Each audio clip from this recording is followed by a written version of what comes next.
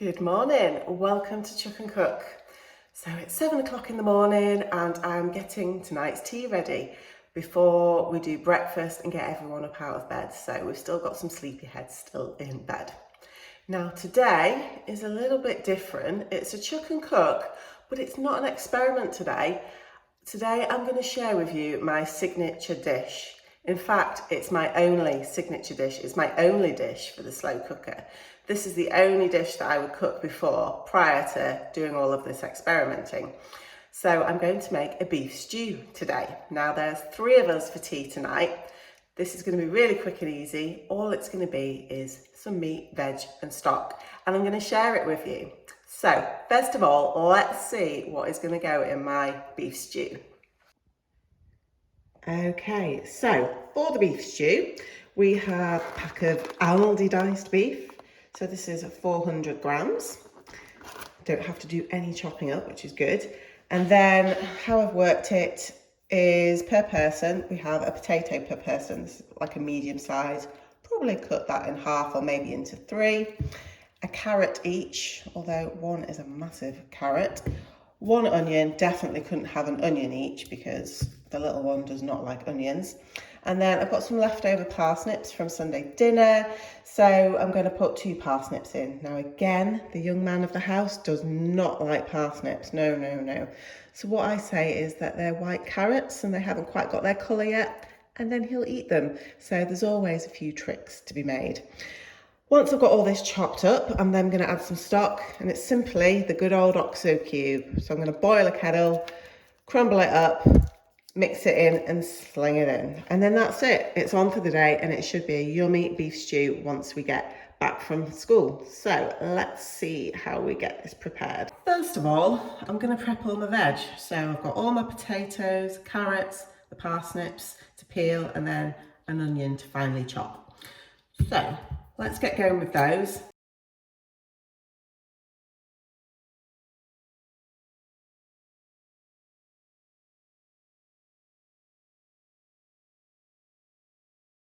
Okay, that's everything peeled and ready to chop. So I'm going to chop the potatoes up into thirds, and then for the veg, because it's going to be in the slow cooker for about 8.5 hours, I want to have a bit of meat to the veg. So I'm going to have some really chunky chopped carrots and parsnips. Well, maybe not so much the parsnips because I've got to pass them off as white carrots, but definitely chunky carrots are the way forward. So chop, chop, let's get chopping. There we go, look at all that goodness there. Now, final bit to do is to chop the onion. Now, definitely not going to chunky chop the onion because I need to try and hide the onion. So I'm going to finely chop this one.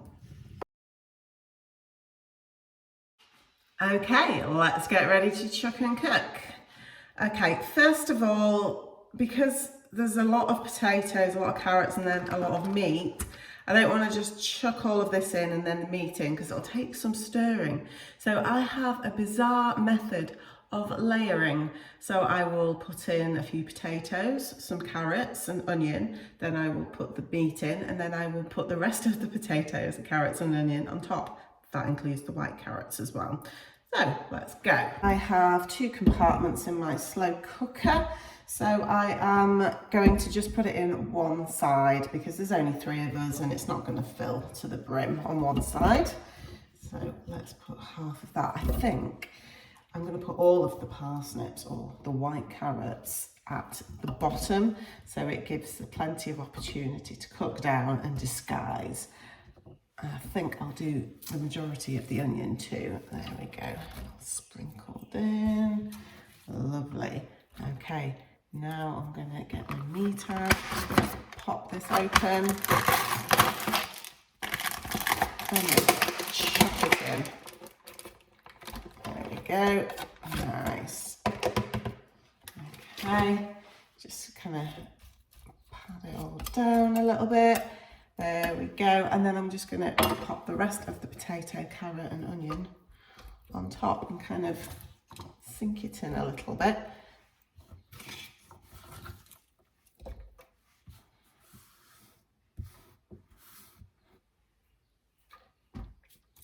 This is what it looks like. So there's only one more step to follow, and that is to put some stock in. So I have already boiled my kettle whilst chopping and peeling and chopping veg. So I'm going to crumble up an OXO cube into a mug that I'd use for coffee, and then fill it up with the boiling hot water, stir it in, then pour it in, and then I'm going to add another cup of boiling hot water. So let's go for this. Let's crumble this up. And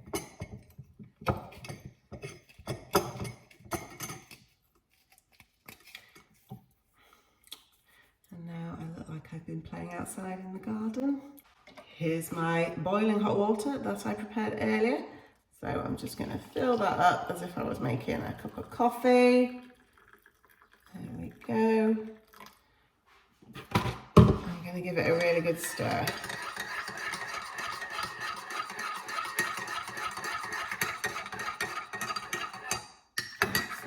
Okay, and all I'm going to do is pour this onto the veg and the meat.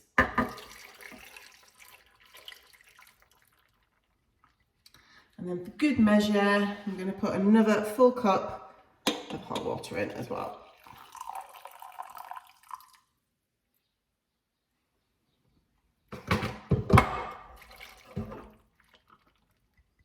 Lovely. And one last thing to add, good old pepper, just to give it a bit of seasoning, a bit of taste. There we go. No need to add salt because the OXO cube would be a bit salty anyway. Lots of pepper, I like to douse things in pepper. And we are good to go. Now, as explained before, I have 2 compartments in my slow cooker. So I do like to put some water in the other side just to keep this side moist, and so this doesn't get bone dry and dry out, and it'll just keep the whole dish nice and moist, even though we do have liquid in here. Got half a water bottle here. There we go.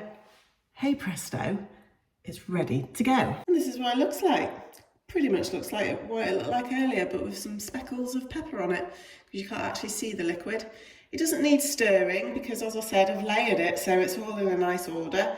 So all I need to do is pop the lid on and then pop it on low just before I leave the house. So that's going to be about 8:30. So as long as I don't forget to switch it on, and then I should be back for 5, and then we should, fingers crossed, well, we always do, have a nice meal, good to go. There may be some thickening to do with the stock, so I might need to put a few gravy granules in when we get back, but that's it. So, have a good day, everybody, and we'll see you later for hopefully a chuck and cook. It's 5 o'clock and I'm back from work, back from the schoolroom, and home to the slow cooker with the beef stew. Let's have a look and see how it's going. Right, let's take the lid off. That smells nice. Okay, let's have a look. Let's get a spoon and give it a good stir. Right, so all the beef looks cooked. The veg looks cooked, feels quite soft to touch.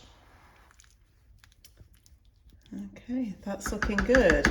So there's only one thing left to do now. Obviously when I made it, we just put some beef stock in and a bit of extra water, so it's quite watery. So what we want to do is thicken it up. And all I do to thicken it up is use good old Aldi, Quixo or Quixio, whatever you call it, gravy granules, meat. I'm not sure what kind of meat it is, but as long as it tastes meaty, that's good with me. So just give it a bit of a sprinkle. And this is just all guesswork, really. Okay, and then we'll give it a stir and see if it'll stir in and thicken up the gravy. And this is really nice to eat, actually, because you end up with loads of gravy and you get some bread to dip in the gravy, and it's lovely. That's thickening up nicely. I'm going to put a smidge more in.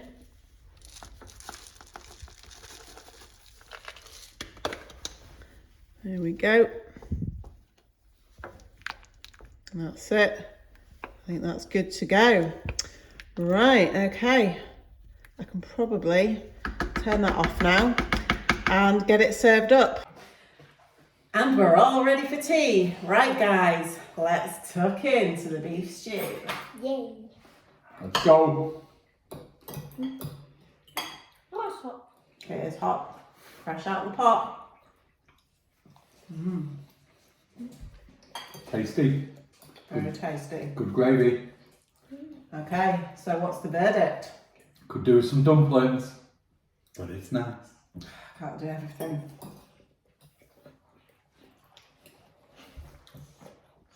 So is it a chuck and cook or a cook and chuck? Cook and cook. Thumbs up. Very good.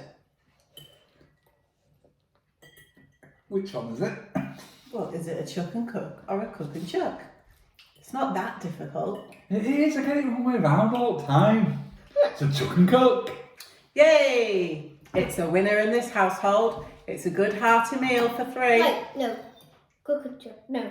Chuck and cook. Oh, make your mind up. It's a good meal. Okay, thanks for watching. Hope you enjoyed. Bye-bye for now. Toodaloo.